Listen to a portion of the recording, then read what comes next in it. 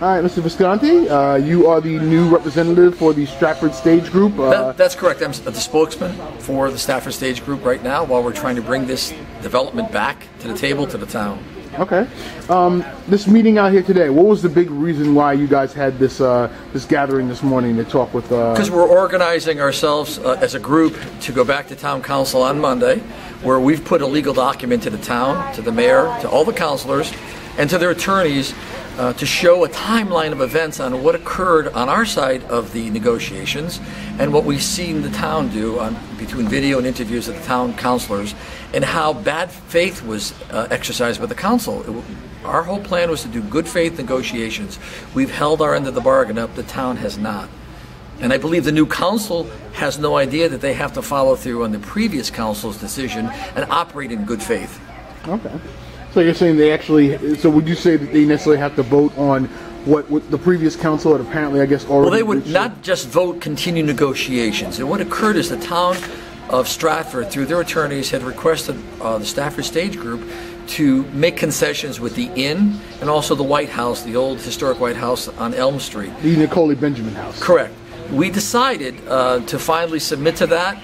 That wasn't part of our original request for proposal, but the town had wanted those as concessions. We did that, and immediately when we did that, Beth DePonte and as a chairperson, basically that night brought up to terminate negotiations. So we came to the table with the biggest component that we thought the town wanted to remove. We removed it, and then they terminated. It was just a shock to everyone in the group.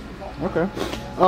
So obviously you're hoping to rally the troops here and get... Right. What happens is the Roberts Rules of Order kick in with the town. That means that the town's decision on April 11th, they can reconsider within 30 days a motion that they have done. So Monday night is 30 days. The town can actually have two members that voted against our plan to bring up a motion to reconsider their action previously in the month previous, and then they need a second, and they can start debating whether they'd like to come back to the table with us.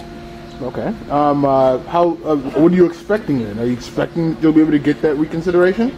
I'm expecting the letter that our attorney sent to the town with the timeline and the details completely lay out exactly what happened, and I believe most of the councilors don't know those timelines for over a year. They don't know the details, they don't know what happened, they've heard rumors and small town gossip, and so we're looking for a few of them to at least wake up to go, oh my God, I didn't know that when I voted. I surely didn't know they gave the concession of the White House and how they were going to replace the income from the inn. So they were never given emails, and I think some of the councilors that voted no are going to have an awakening and go, my God, if I knew that, I wouldn't have voted that way. And so we're hoping that they use good judgment, look at the timeline of facts, and vote to bring back the continued negotiations. Okay. So I know obviously in the letter, in Mr. Knott's letter, he had mentioned the possibility of legal action, including, getting subpoenas, discovery.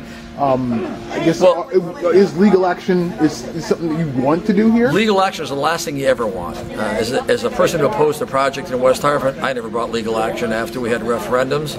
And for me, I believe that the letter that Mr. Knott had written explains to the council just that how much of a fiduciary they must be to the town and not be prejudiced on an issue before they vote. So we've done freedom of information requests for the last week on all the council members on every issue connected with Shakespeare renovation, and we're going to probably find some emails that may say certain things that may corroborate what they said on the television, which means they were prejudiced. And I just think the councilors don't know they were prejudiced. And if they find that they were prejudiced and they decided before they weighed all the information, they're going to realize they made a mistake. Okay. And we're hoping that they realize that. We want to work with them. I mean, there's no hard feelings. This is a great thing for the town. We've invested tens of thousands of dollars. We're ready to move forward. And the whole group is in shock that this happened the way it did. And we were maligned, and there was even, our attorney speaks about slander and a lot of things that happened to our group from the council. So we're forgiving. We just want to get back to the table and let's move forward, and I think we can do that. Okay, you think you can go forward? I think we can go forward. I believe the town council, will have all their fears satisfied, and I think that there's a lot of politics being in play right now.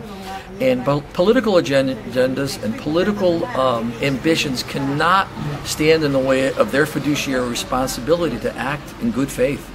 Okay. Well, you mentioned, of course, during the discussions here that you said something along the lines of that Beth DePonte, the council chair, should recuse herself. Yes, Beth needs to recuse herself. After she takes stock in what she said and reviews the timeline, she brought up three different issues when she brought up the motion to terminate. One was that we were threatening to sue, which we've never done. The second one was that we were using some other person's name in a grant and said they were supporting it, which we didn't.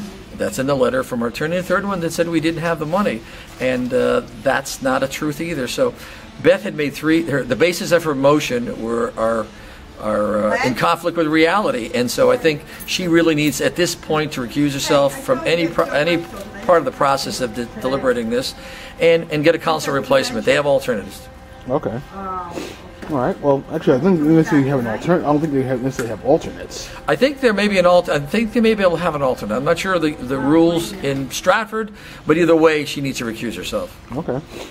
So if not, so on Monday, when Monday comes, I guess you're going to ask for the specific at the meeting, or are you going to, or just basically just rest on what the letter has been? We have to rest on the letter because the two councilors that voted for us cannot bring a motion in. It's going to be up to the town council themselves to actually bring a motion in, and it's up to them to do that. And so it's in the hands of, and we're in the hands of good judgment, and we hopefully find three heroes that voted against our group, and they wake up to the facts of what happened, and come around and say, you know what, we made a mistake. Let's get back to the table. All right. So one last thing. Say Monday comes. Obviously, the council has a lot of things on its agenda, including the 2016-17 town budget. What if nothing comes up? What if nothing happens? If nothing happens, then the 30-day runs out at that particular point. So we'll find out what on Monday night.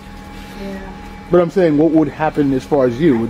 Would the legal action begin? Would you actually, begin to basically say, hey, look, let's get going. We have to basically take action against the town here? I can't address that at the present time. We're putting all of our faith and hope and good faith into the fact that the counselors will do the right thing. So I'm going to put all of our faith in them right now, and let's see what happens on Monday night. Okay. Well, Joe, thank you very much for your time. I really do appreciate it. Thank you.